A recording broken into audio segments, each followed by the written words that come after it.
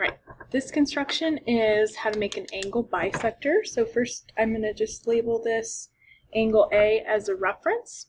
And an angle bisector is going to divide this angle into two equal angles. And what we want to do is start out and make an arc. And it's got to touch both sides of the angle. That's the only requirement. So I'm going to put the gold piece on the vertex A, and I'm going to use the number 70 here. As long as it touches both sides of the angle, you're good to go. I'm going to label the intersections of that arc with a B and a C. I use the number 70, but as long as you use the same, or as long as you touch both sides of the angle, you can use any hole that you want. The further out you come on the angle, it makes this construction a little easier, so that's why I was trying to come all the way towards this side. So B and C, we're now going to use those, and this is sort of similar to the perpendicular bisector construction. So just to help me have a little more space, I'm just going to turn this a little bit.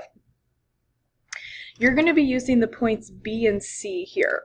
So I want to come halfway inside this angle. So what I'm going to do, I'm going to put the gold piece on point C.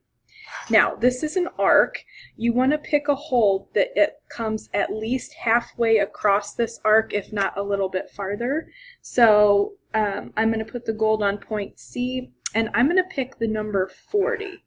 Now, I'm just going to make a little arc just out here.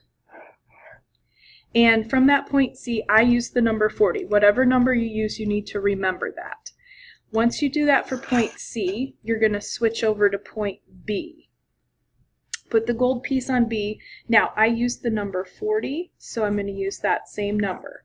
You're going to make a little arc, and that's the number 40. Where the two arcs intersect is going to be an equal distance from either side of the angle. Now, this point, the intersection of those two arcs connected back to the vertex of the angle will bisect the angle into two equal pieces. Whoops. Sorry, you guys couldn't see that while I was doing it, I don't think. Let me rerun through this again. So I did the point C. I made an arc with the 40. I switched over to point B, the gold piece on B, and made an arc with the 40. The intersection of those two arcs was this point right here, and then it's not really in the picture, but I'm connecting that point back to the vertex of the angle. That splits this into two equal angles. So in this case, I'm going to call this point D just as a reference.